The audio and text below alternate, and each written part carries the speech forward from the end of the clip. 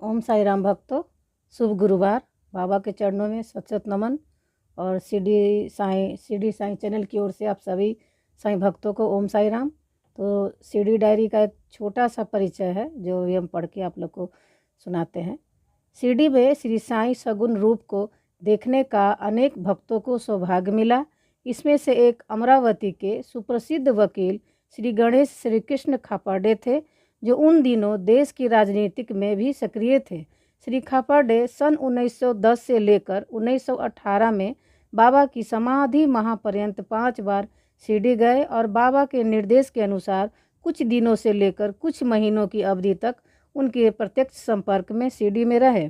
श्री खापाडे नियम से दैनिक डायरी लिखते थे, इसीलिए शिरडी में रहते हुए उन्होंने अपनी दैनिक डायरी में जो दर्ज किया वह ऐतिहासिक रूप में अत्यंत महत्वपूर्ण है। श्री खापाडे की दैनिक डायरी की उन प्रविष्टियों को सीडी डायरी के नाम से प्रकाशित किया गया है। इसमें से श्री साईं बाबा के दिव्य व्यक्तित्व, क्रियाकलाप, हाव भाव, लीलाएं एवं उन दिनों सीडी के परिवेश और जनमानस की अद्भुत झलक है। तो चलिए अब हम पढ़ते हैं सीडी डायरी।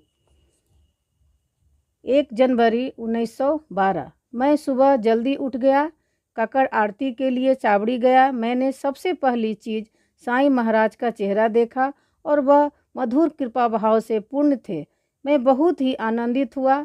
हमारे बाड़े में लौटने के बाद मैंने उपासनी के भाई को देखा, वह धुलिया से आए हैं। मैंने उन्हें पहले पुणे और अमरावती में देखा था।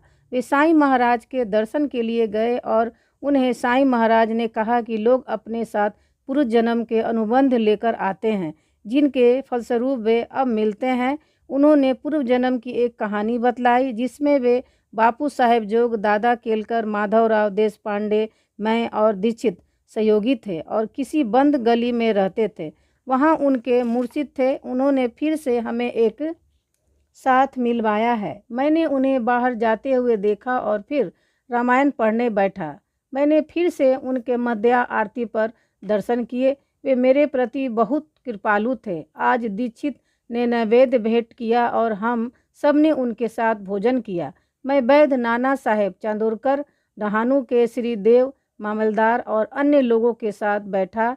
मैं फिर से पाठ करने बैठा और फिर मस्जिद में साईं महाराज को देखने गया। उन्होंने पहले मुझे सब लोगों के साथ ही बर्खास्त कर दिया, लेकिन फिर ये कहकर बुला लिया कि मैं ही भागने के लिए उत्सुक था। शाम को हमने चावड़ी के सामने उनके दर्शन किए और रात को भीष्म के भजन और दीक्षित की रामायण हुई। बाला सिंपी भजन में आए। अब इसका हम अगले अंक में पढ़ेंगे। ओम साई राम भक्तों।